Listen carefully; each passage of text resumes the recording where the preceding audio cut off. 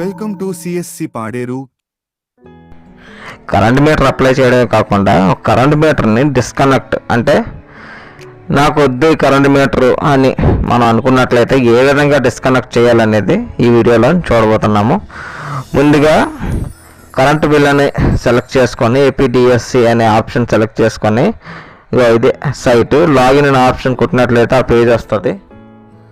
ఇప్పుడు login with mobile number అని మనం క్లిక్ చేసుకోవాలి.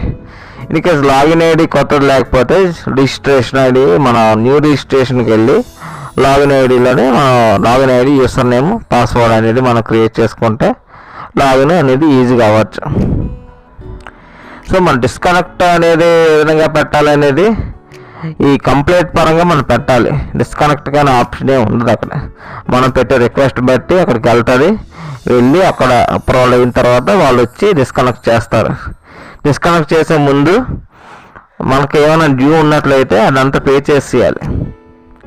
న్యూ డ్యూ అనే సర్టిఫికేట్ అంటే ఒక అప్లికేషన్ అనేది వాళ్ళు వస్తుంది లాగిన్ అయిన తర్వాత, అది వాళ్ళకి సబ్మిట్ చేయాలి. లాస్ట్ మనం పేమెంట్ చేసిన బిల్లు రిసిప్ట్ కూడా వాళ్ళు సబ్మిట్ చేస్తేనే వాళ్ళు డిస్కనెక్ట్ చేస్తారు, లేకపోతే డిస్కనెక్ట్ చేయరు. ఫస్ట్ లాగిన్ విత్ మొబైల్ నెంబర్తో లాగిన్ అయ్యాము.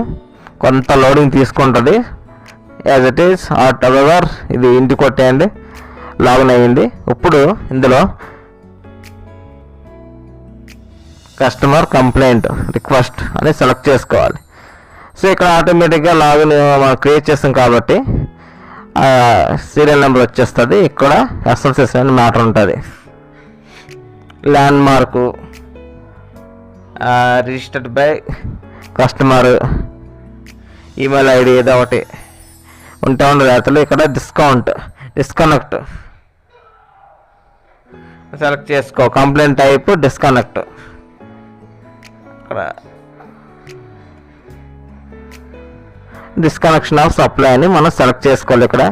ఇక్కడ మన అడ్రస్.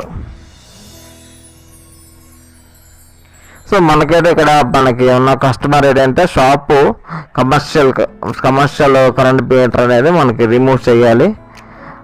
సో రిమూవ్ చేయకపోవడం బట్టి వాళ్ళకి కరెంట్ బిల్ ఎక్కువ రావడం జరిగింది. అదంతా కట్టాల్సి వచ్చింది వాడకపోయినా. సో ఇక్కడ అడ్రస్ పెట్టి సబ్మిట్ చేయాలి.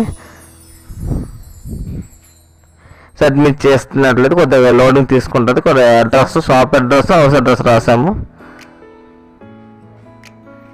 షాప్ అని స్పెషల్గా, హౌస్ అని స్పెషల్గా అడ్రస్ రాస్తే మంచిది. ఎందుకంటే షాపులో కరెంట్ బిల్ ఉంది కానీ హౌస్ అంటే పిఎల్సీ కరెంట్ మీటర్ షాపులో ఉంది. సో షాప్ అడ్రస్ రాసుకున్నాం, as well as present address, house address కూడా రాసుకుంటే కొద్దిగా వాళ్ళకి కూడా వచ్చిన వాళ్ళకి కూడా కొద్దిగా కాంటాక్ట్ చేయడానికి చాలా ఈజీగా ఉంటుంది. సో ఇలా చేసి కరెక్ట్ డీటెయిల్స్ ఉన్నాయో లేదో చూసుకోవాలి.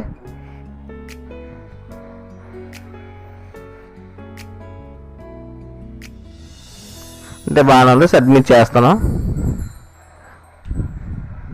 కొంత లోడింగ్ తీసుకుంటుంది. సో అదేనండి రిజిస్ట్రేషన్ నెంబర్ వస్తుంది. Thanks for watching.